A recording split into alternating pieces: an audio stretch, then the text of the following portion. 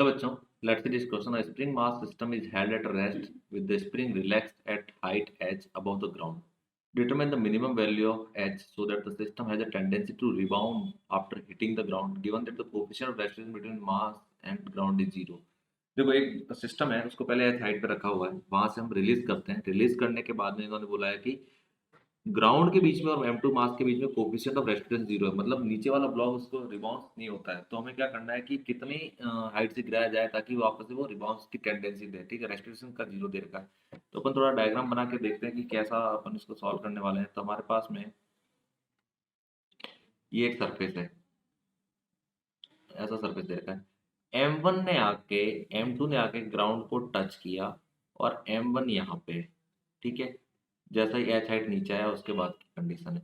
उसके बाद जब रिबाउंस होगा तो रिबाउंस के बाद में ये M2 जो है और M1 कहीं यहाँ पे पहुंच चुका होगा, जब उसकी वेलोसिटी कितनी हो चुकी होगी, वहां जाते जाते जीरो हो चुकी होगी। ये जब नीचे आने वाला है तो इसकी वेलोसिटी √2gh के बराबर है और यहाँ पे उसकी वेलोसिटी कितनी है, जीरो। ये M1 वाला मास है, ठीक है। तो इसका एक्सपांशन इसके अंदर कितना आया, एक्स। जस्ट नीचे वाला रिबाउंस करना चाहिए, तो नीचे वाले को रिबाउंस करने के लिए M2g is equal to k x.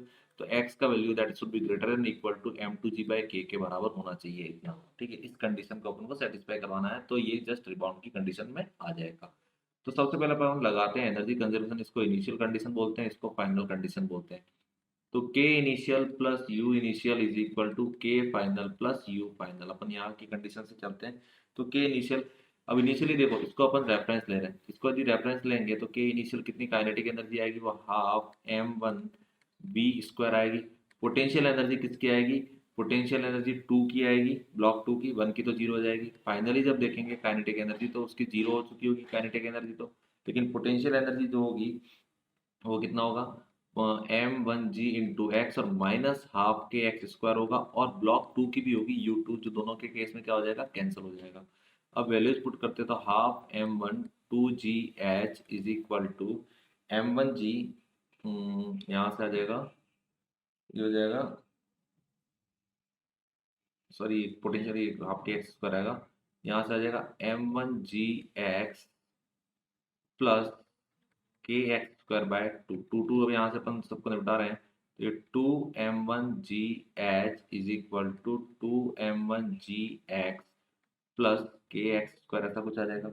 और x की मिनिमम ब्लॉक को रिबाउंस करने के लिए कितना होना चाहिए, m2g बाय के अपन ने देखा हुआ है। तो x का वैल्यू हम क्या करेंगे, इस इक्वेशन में पुट कर देंगे। तो इक्वेशन में जैसे ही x का वैल्यू पुट करोगे तो 2m1 into g into h is equal to 2 times of m1g multiply m2g by k plus k into m2g by k का स्क्वायर, ऐसा कुछ आएगा।